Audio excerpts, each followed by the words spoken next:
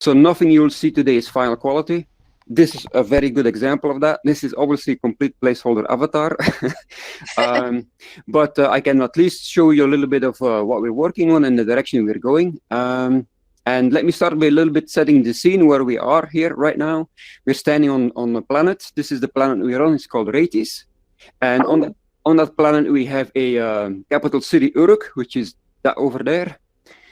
And the planet is like a little, it's like an arid planet with lots of Grand Canyon style desert environment. So you can see here, the planet, the city in the distance. So it's this style of planet. It's very rocky, very dry, hot environment. Okay. All right. So then I'm going to teach you how to walk. Okay. So what is your main hand, left or right? Walking left. My main hand's right. Yeah. Okay. So yeah, you already found it. You can use either hand. You just put your thumb down on the thumbstick, and you'll start going in the direction your hand is pointing. So if you want to turn around, you just have to turn your whole body around, and you'll go wherever you want to go. Okay. Yeah. So you seem to have the hang of that. So that's one thing. I guess you're not new to VR, right? Oh yeah, I'm not new. Okay, I'm old. So you got old your VR. So you got your VR legs. Yes. So that's good, and I can show you how to use this, which is our hover disk. Ooh. So if you press any of the buttons, it will summon the hover disk for you, and then you can any of the there you go, and just go stand on it. Yeah, if you go stand on it. Yeah, oops. And it works the same. It works the same as you're walking, just faster. Okay, let me get in a good spot. Yeah, I think you can. Yeah, if you have room scale. Yeah, there you go. Perfect. Amazing. And then just zip around like this. Ooh, okay. Oh man, the cord is tangling. All right. So, and then if you press the same button, you go back to walk mode. Can't remember which one I did. It was. The other hand. Yeah. Yeah, and that's it. So, like you see, this is like the placeholder avatars, but this is how you're gonna look. This is the starter avatars people will get when they join the game. So. Oh, okay, nice. So you look a lot better than this bunch of discs. Yeah.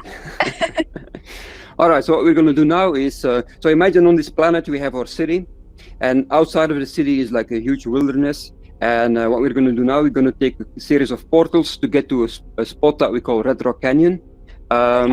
And I'll show you some stuff over there. So normally you would actually have to like use your hover disk or walk all the way over there. It would take you like 45 minutes, but obviously that would be a pretty boring demo.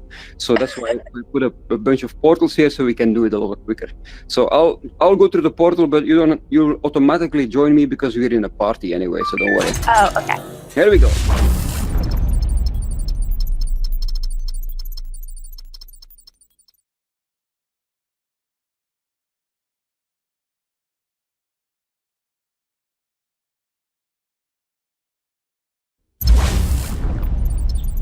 Oh yeah, it's a little dark here, don't worry, we're in a cave. I forgot to tell you that. So I have this torch here, so just follow me, and don't worry, nothing scary is going to jump at us or anything. Okay. I don't know if I trust you. No, it's true. Okay. Except me, the cameraman. Oh yeah, you can take this one if you want, I'll light it. Okay. Oh, oops.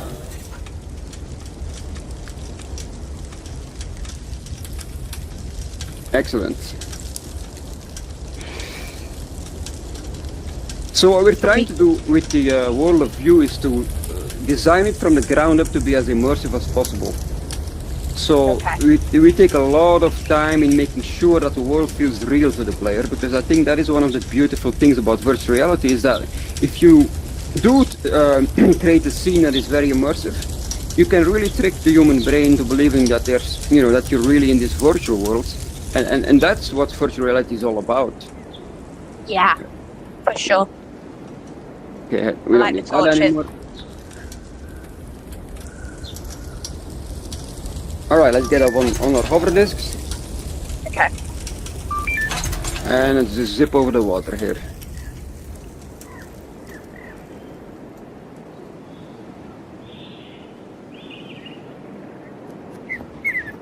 Let's go over here.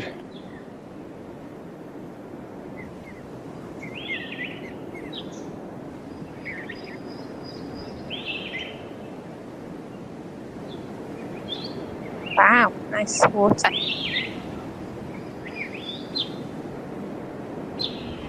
We've got some fish. Yeah. So anything you see that's alive is actually alive, meaning that it's not scripted. So they all have a brain and they have a sense of hunger, they have a sense of fear.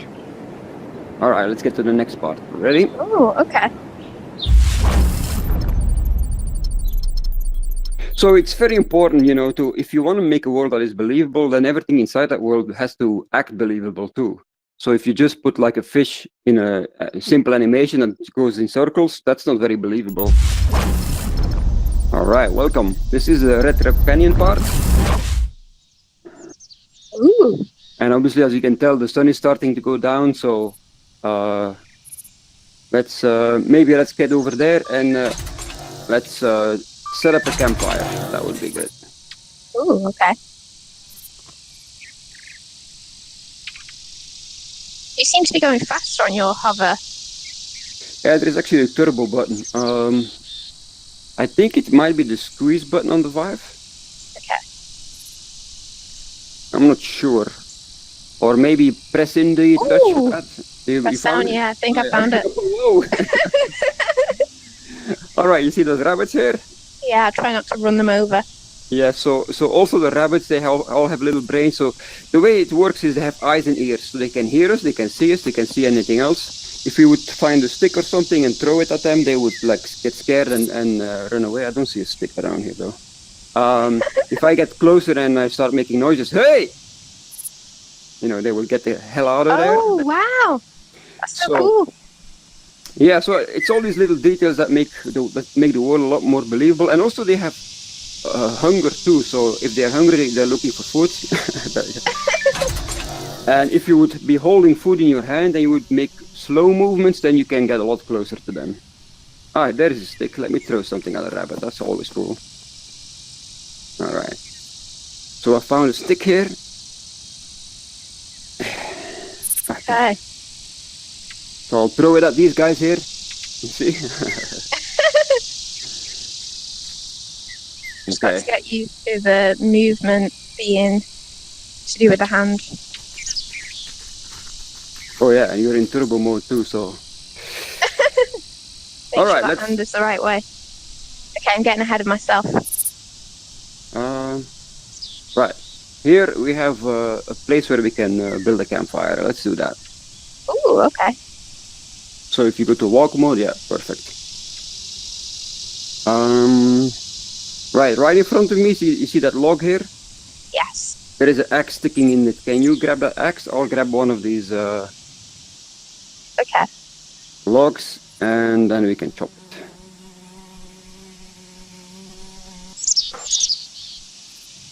Ooh, perfect, okay. perfect. All right. Amazing. Just chop it down. Okay, I have to. There we go. Harder. Yes.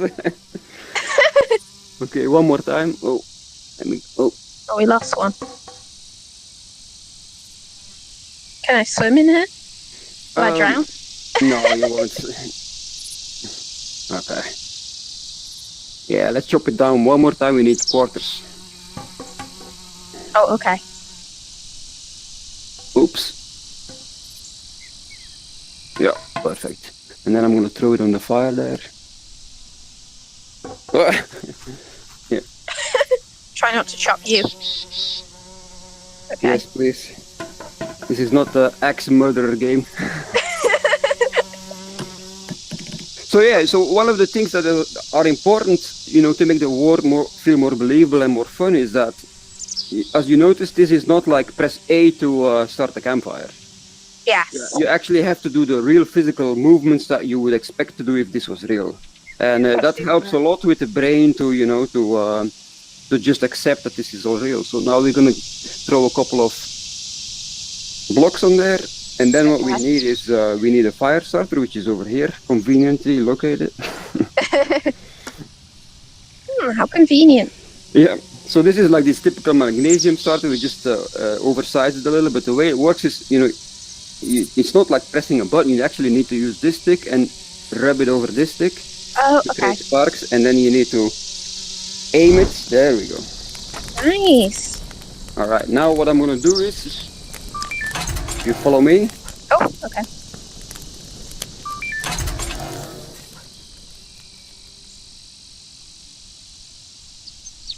So here we have like a little development shortcut where I can change the time of the day. Oh, okay. So now it's sunset, I believe. So let's make it sunrise. Okay. Oh, that's wrong. Sorry. Okay, that's daytime. Oh, that's nice. Right, and since we just made a campfire, why not make it nighttime? Okay. Ooh. Oh, that's cool. Okay. All right, let's go back to our campfire.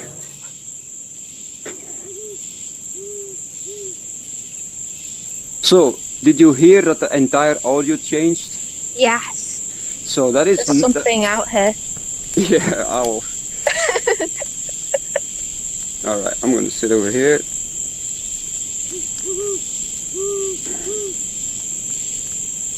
Okay, I'm going to move my real life chair up in the area. So this is always the part during the tour where I just say, if you have any questions, this is the perfect time to ask them. Okay. So what are your plans for the locomotion? Are you just going to have this one option with the locomotion? No, we will have options for players, but one thing we won't have is we won't have teleportation. Okay, because I really dislike teleportation because it destroys the feeling that you are in the real world. Yes. If you can Immersion, always, yes. if you can just always, instantly teleport from point A to B, then there is no feeling of distance anymore. And if there is no feeling of distance, you don't have a feeling of a real world anymore. So we will have really cool locomotion techniques and a lot of vehicles for the users to use if you have to travel big distances, like the hover disc you saw.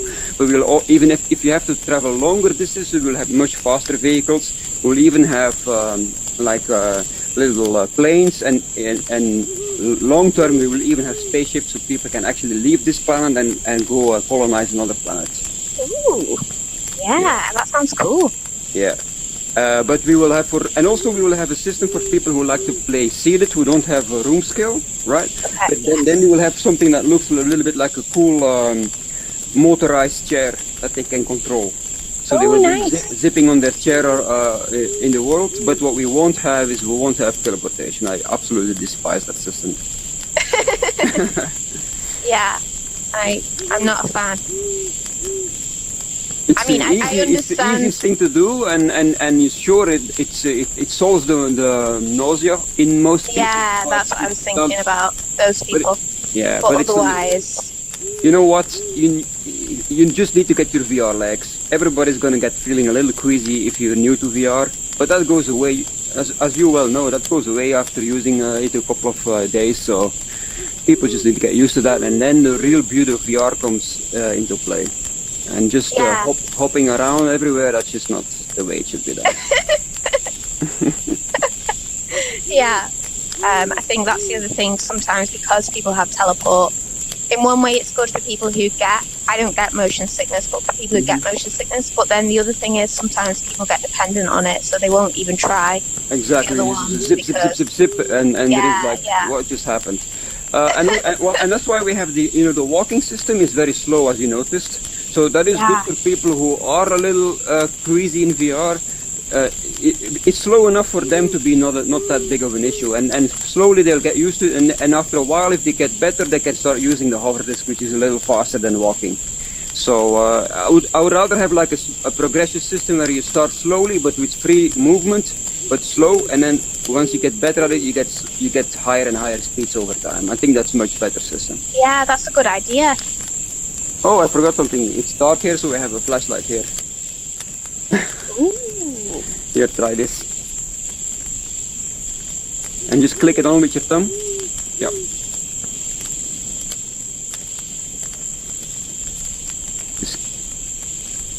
Any rabbits out here? Any hares?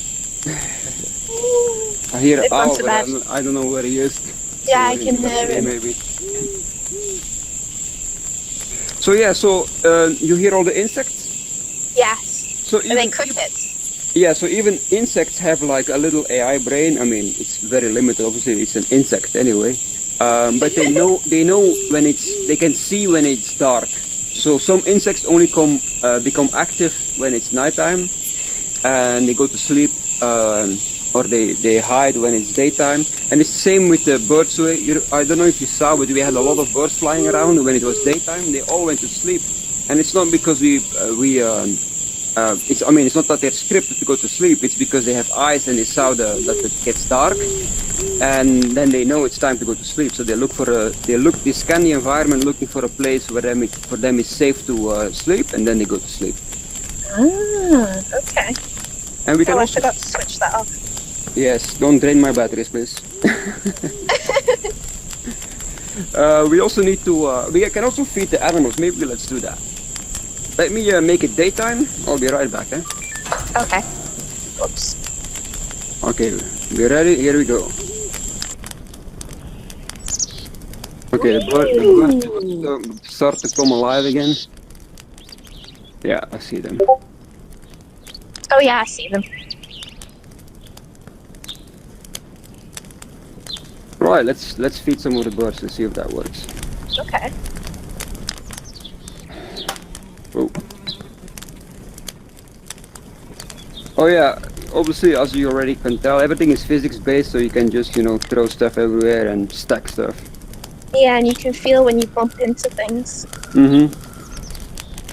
Right, so here we have like a test food, which is like a little worm. Okay. And it's actually a type of food that, no wait, it's not going to be like that in the final game, but right now it's a food that any animal will like. So the birds will eat it, the rabbits will eat it, and the fish will eat it too. Hey bird, look at that guy. So if I throw it in the water, and there are some hungry fish, they should, oh there we go, that guy is hungry. Oh, the other guy One was big already going fish. for it. And hey birds, what the heck? Hey! Oh yeah. Alright, The birds are busy. let's do the same with the birds. I'm just gonna throw this, where will we throw it? Maybe over here. Okay, maybe stand a little back because birds are more wary of us than the other animals. Oh, okay. Let's see. If any takers. I see somebody coming. Oh, you're fighting? Who's gonna get it? That was cool. Oh, that's cool. Yay. Okay, that was great. Yeah, that's really nice. So, and these are just like the neutral animals, right? So we don't have any of the animals that you're going to be fighting. Just like in an MMORPG like World of Warcraft, you have the little rabbits, but they're just neutral. They're just there to. So these are our neutral animals. You can still do things with them. You could, for example, capture some rabbits, take them back to the city, and open up a little pet store where you sell rabbits to other players. Oh wow. So you Oh, can- okay. So you can actually make real money by doing so, because if you sell your rabbits that you captured in the world and you sell them in your pet store, people will buy them from you for Ethereum or Bitcoin or View tokens. So you will actually get real cryptocurrency for playing the game and spending time and resources inside the game world. Wow, that's cool.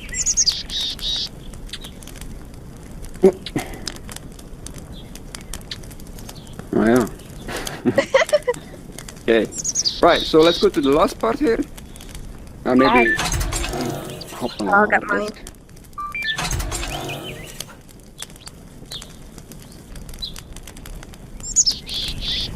Sorry, bunnies. Alright, here we go. Woo!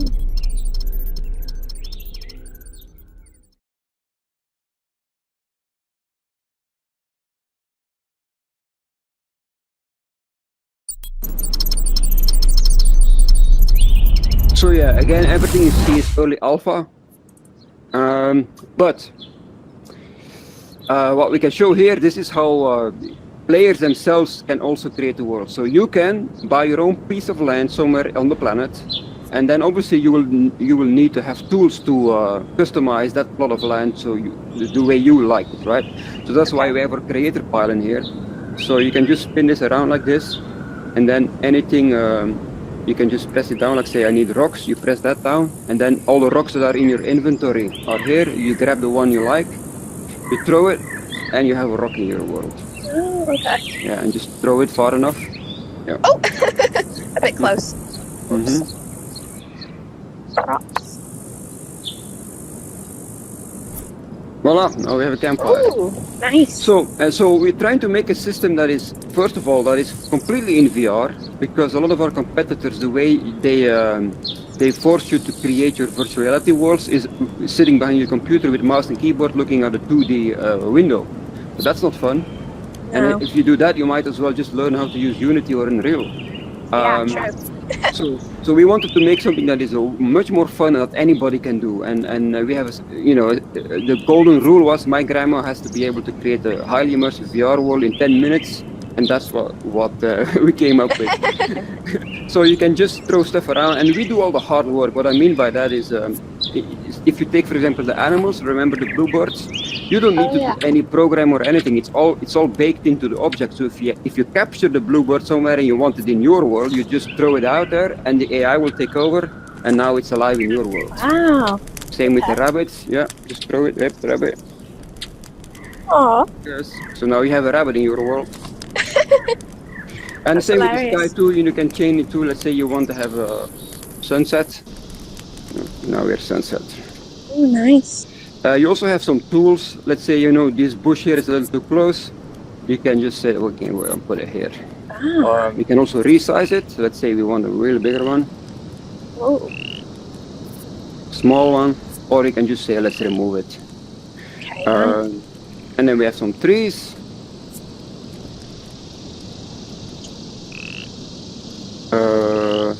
Cool. Let's put a couple of chairs there. Oh, we're set up. Amazing. Yeah.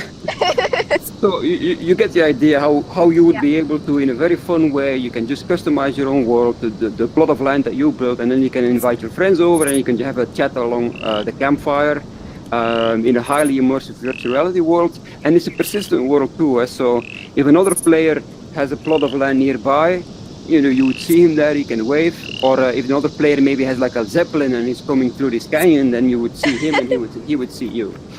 But it's a really, really big world, so there is plenty of space for everybody. And yeah, I'm really looking forward to see what happens when a lot of people start using it. That's going to be awesome. Yeah, cool. Awesome. All right, that's pretty much what I can show you today. So I hope you enjoyed it. Yeah, thank you for this tour. It's been interesting. No problem. Have a nice day. Nice. Thank you. Bye.